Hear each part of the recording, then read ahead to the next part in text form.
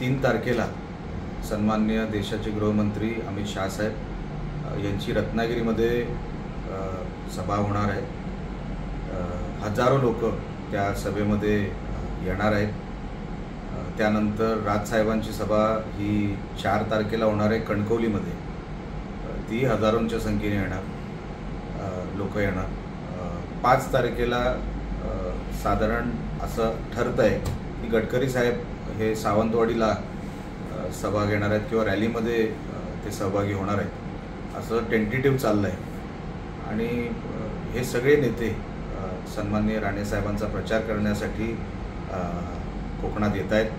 आम्ही त्यांचं स्वागत करतो आणि स्वागत करत असताना मतदारांना मी आवाहन करतो की ही जी काही 7 मेला निवडणूक होणार आहे, आपण कमळ या निशाणीवर आपण बटन दाबावं आणि राणे साहेबांना भरघोस मतांनी विजयी करावा, एवढंच या निमित्ताने आपल्याला विनंती करतो।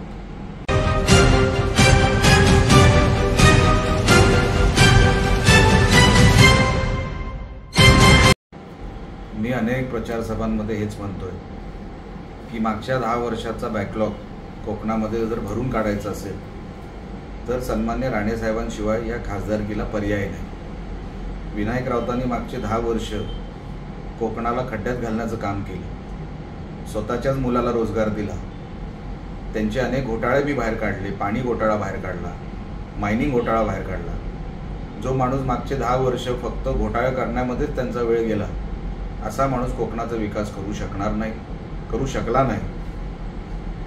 एअरपोर्ट असेल, महामार्ग असेल, इको सेन्सिटिव्हचा विषय असेल, कोकण रेल्वेचा डबल ट्रॅक विषय असेल, टर्मिनसचा विषय असेल, असे कुठलेही प्रश्न केंद्र सरकारच्या माध्यमातून विनायक राऊत सोडू शकले नाहीत। ते अपयशी ठरलेले आहेत। इव्हन CRZचा विषय ते सोडू शकले नाहीत। जे काही रिलीफ मिळालेलं आहे ते कोर्टातून मिळालेलं आहे। विनायक राऊतांचा त्याच्यामध्ये हातभार शून्य आहे। राणे साहेबांचा अनुभव आणि कोकणाने त्यांना दिलेलं प्रेम मागच्या 40 वर्षामध्ये, ह्याचं गणित बघता आज जो प्रतिसाद आम्हाला मिळतोय तो गावागावात, तालुक्यामध्ये लोक उत्स्फूर्त स्वतःहून येऊन बाहेर पडून साहेबांना पाठिंबा देत आहेत, त्यांचं कौतुक करत आहेत, त्यांना मतदान करायचं असे इच्छा प्रकट करत आहेत। मला यावेळेस खात्री आहे की मतदार जो राजा आहे तो ह्या वेळेला राणे साहेबांना किमान 2.5 लाखांनी विजयी करेल ही माझ्या मनामध्ये खात्री आहे। आणि आज जो मिळालेला प्रतिसाद आहे ते जे काय बघितलं मी, त्याच्या जीवावर मी हे सांगतोय। आणि दुसरी बाजू अशी आहे, विनायक राऊतांना आता काहीच काम शिल्लक राहिलेलं नाही, त्यांनी केलंच काय नाही। ही दोन्ही बाजू जर आपण बघितली तर ही राणे साहेबांना खरोखरच मोठ्या मताधिक्याने निवडून देणारी निवडणूक आहे आणि त्याची आम्ही वाट बघतो। साहेबांना नुसतं खासदारकीची तिकीट नाही तर 2.5 वर्ष साहेब केंद्रीय मंत्री राहिलेले आहेत ह्याच मागच्या 2.5 वर्षामध्ये। तेच पुढे कॅरी फॉरवर्ड होणार आहे असं धरून चालू आहे। आणि त्यांचा अनुभव आणि मोदी साहेबांबरोबर असलेली त्यांची जी काही 2.5 वर्षामध्ये त्यांचा जो संपर्क आहे तो संपर्क बघता खरोखरच योग जुळून आलेला आहे। आणि जर आत्ता हा योग आपण जर ओळखू शकलो नाही तर कोकणाला अजून आपण अनेक वर्ष मागे टाकू। आता कोकणाला ते खपणारं नाही, ते परवडणारं नाही। अशा हेतूने साहेबांनी तो स्टेट योग जुळून आलेला आहे। देशामध्ये मोदी साहेबांचं सरकार येणार आहे हे कोणी नकारूच शकत नाही। आणि त्याच्यामध्ये आपला रत्नागिरी सिंधुदुर्गाचा खासदार असावा आणि तो असणारच हे आम्हाला ठाम विश्वास आहे। तर जे आहे ते समोर आहे, काही लपून केलेलं नाही। राणे साहेबांनी स्वतःच्या जीवावर, स्वतःच्या पैशावर आज जवळपास 750 ते 800 मुलांना, स्थानिक मुलांना नोकऱ्या दिल्या सिंधुदुर्ग जिल्ह्यामध्ये स्वतःच्या पैशाने। त्याच्यामध्ये ठेकेदारी नाही, सरकारी एकही रुपया नाही, लोन उभं करून त्याचे हप्ते भरून आम्ही ही व्यवस्था उभी केलेली आहे।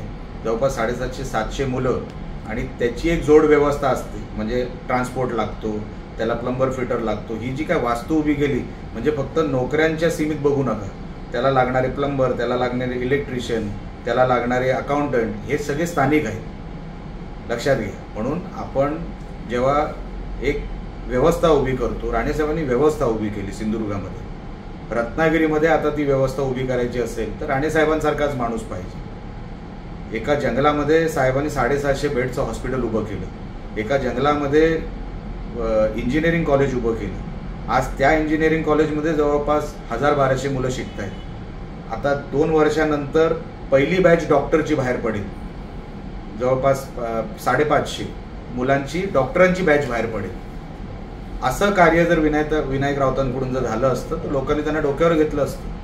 पण साहेब तेव्हा सत्तेत नव्हतं. आम्ही मागचे 7.5 वर्ष सत्तेत नव्हतो. सत्तेत नसताना ते हॉस्पिटल उभं केलंय, लक्षात घ्या. तेव्हा साहेब मंत्री नव्हते. हे सगळं करत असताना साहेबांनी एअरपोर्ट आणला सिंधुदुर्गामध्ये. अनेक योजना त्यांनी, म्हणजे आपल्याला असं वाटतं की हे सगळं कसं केलं, पण साहेबांनी ते घेऊन आणलं, खेचून आणलं. आणि म्हणून साहेबांची जी ओळख आहे कोकणामध्ये, की साहेबांकडे एकदा विषय गेला की तो 100% निकाली लागणार. त्याचा फायदा आम्हाला कानाकोपऱ्यातून होतोय आणि कोकणाने त्याचा आता फायदा घ्यावा.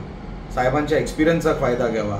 साहेबांनी मोदी साहेबांच्या जवळीकचा फायदा घ्यावा, की हा माणूस कोकणातून तिकडे गेला की 100% आपल्याला केंद्रातून मोठ्या प्रमाणामध्ये जो आपला राहिलेला विषय आहे, जे काही प्रलंबित विषय आहेत ते करून आणि सोडून घेऊन येईल.